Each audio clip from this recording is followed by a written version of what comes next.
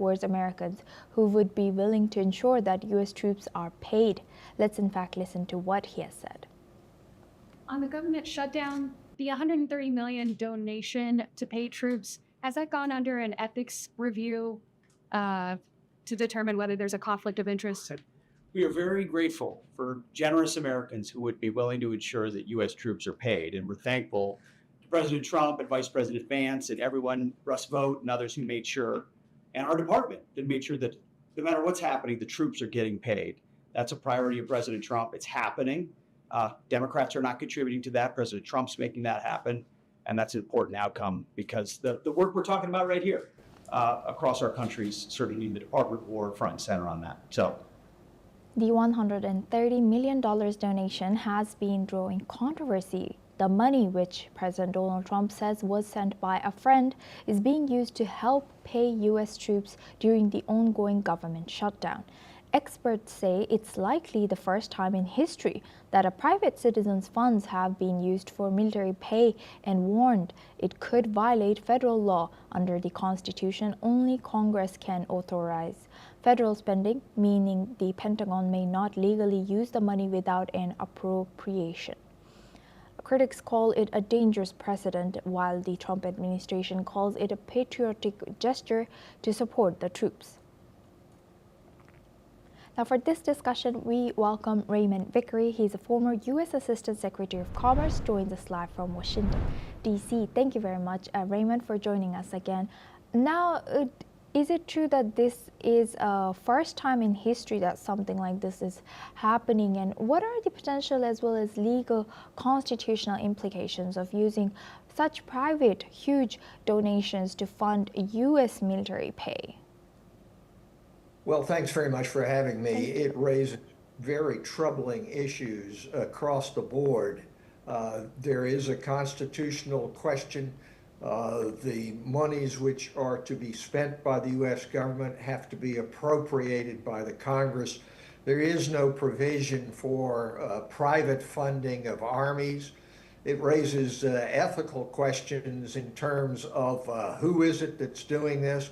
What interest do they have? Or is it a defense company or individual that has such an interest? It's very, very troubling, but it is a part of the President Trump attempt to control the military. He has long railed against the deep state, including in the Defense Department. He's tried to get rid of generals and admirals that will not do his bidding. And so this is just one step further to take out of the equation Congress and to have private monies used in terms of defense. It's a very, very troubling development. And do you think this could be precedent? How could this precedent affect future U.S. government funding practices and the relationship between private donors and federal spending? Well, it has enormous implications if it becomes a precedent. I think, as you've pointed out, this is unprecedented now. This has never happened before. If it's allowed to go forward and to be expanded, what's to stop a group of billionaires who have a particular interest in terms of defense or foreign policy from making a contribution? And of course, there will be influence then put on how we conduct our defense establishment. President Trump has already designated it not for defense, but for war. That is not in the way in which a democracy should run. Civilian control of the military means not just people who are not military, but it means that it goes through a constitutional and legal process. So if this becomes a precedent, it can be expanded from 130 million to 130 billion. And then what do you have left of democracy in terms of checks and balances, of the passage of laws, all those things which are put forward in our Constitution and Code of Laws. Yes, indeed. We will be eyeing that. Thank you very much, Raymond Vickery, for joining us and sharing that insight from Washington, D.C. Now we move on to our next news. The United States and the Philippines have agreed to form a new joint military task force that will cover strategic areas, including the South China Sea. The announcement was made by the Pentagon following a meeting between U.S. Defense Secretary Pete Hegseth and his Philippines counterpart Gilberto Teodoro on the sidelines of the ASEAN Defense Ministers meeting in Kuala Lumpur. The new task force, which is named as Task Force Philippines, is designed to increase military coordination in key maritime areas, particularly in the disputed South China Sea, which is a crucial trade route for global shipping. Speaking at a recent news briefing in Kuala Lumpur, the U.S. Defense Secretary has stressed the completion of a new plan which will help modernize the defense partnership between the U.S. and the Philippines, and also expedite their key projects over the next 2 years. Let's listen in. Paro and I are in close coordination at all times, ensuring we've got capabilities where we need them, when we need them, but those specific reports are not in keeping with what's happening right now. We're always prepared for eventualities and what may or may not happen to ensure we're strongly postured. And working with our partners in the Philippines, I think that's what you're referring to mostly. We've got lots of options and lots of capabilities in the region, but ultimately we're not going to reveal precisely what we may or may not do. So, thank you. Earlier yesterday, Pete Hegseth also met with his Chinese counterpart, where he has raised concerns about Beijing's activities in the South China Sea and around Taiwan, as well as its recent action towards U.S. allies and partners in the region. The United States and the Philippines have agreed to form a new joint military task force that will cover strategic areas, including the South China Sea. The announcement was made by the Pentagon following a meeting between U.S. Defense Secretary Pete Hegseth and his Philippines counterpart Gilberto Teodoro on the sidelines of the ASEAN Defense Ministers meeting in Kuala Lumpur.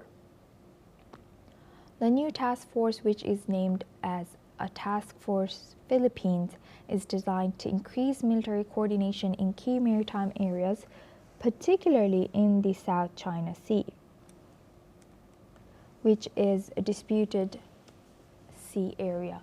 Now for this discussion, we welcome Ross Feingold. He's a political analyst, joins us live from Taipei. Thank you very much, Ross, for joining us again. Good to see you. Ross, what more can you tell us about the motives behind Task Force Philippines that is designed to increase military coordination between U.S. and Philippines? The reality is that the Philippines and the United States are treaty allies. The United States has repeatedly publicly said that it will uphold its treaty obligations. It doesn't matter who the president is, whether that's Trump in his first term, Biden, or Trump now in his second term. So there's been a lot of speculation about President Trump's commitment to treaty allies, whether that's NATO, Japan, South Korea, or the Philippines. But we see by its actions that the Trump administration is willing to actually do substantive things to show that it is committed to this treaty ally. And obviously they're doing this because of concerns about China's actions in the South China Sea. That's just very obvious as well. And also I think there's an element here similar to how the Trump administration approaches other treaty allies, is that the United States, and I think fairly, expects the Philippines to commit more to its own defense, to spend more money on its defense, which the Philippines has been doing under President Marcos, but there's still much room for improvement. And I think the United States is willing to say, we're willing to uphold our commitment, but you guys have to do something on your side as well. And what political and diplomatic challenges could arise for U.S. in balancing its defense commitments with the Philippines while managing relationship with China?